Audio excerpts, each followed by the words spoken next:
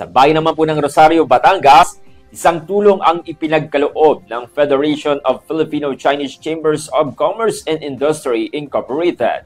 Sa pangunguna po yan ni President Victor Lim, katuwang ang Batangas Filipino-Chinese Chamber of Commerce Incorporated sa pamumuno naman ni President Willie Wong at Secretary Jimmy Almerino.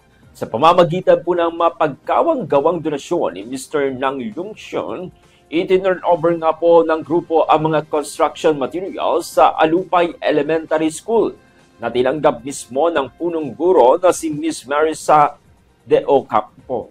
Layunin po ng proyekto na ito na ayusin at muling maitayo ang 2 silid-aralan na nasunog kamakailan upang muling makapagsimula ang mga estudyante at guro sa mas ligtas at maayos na kapaligiran.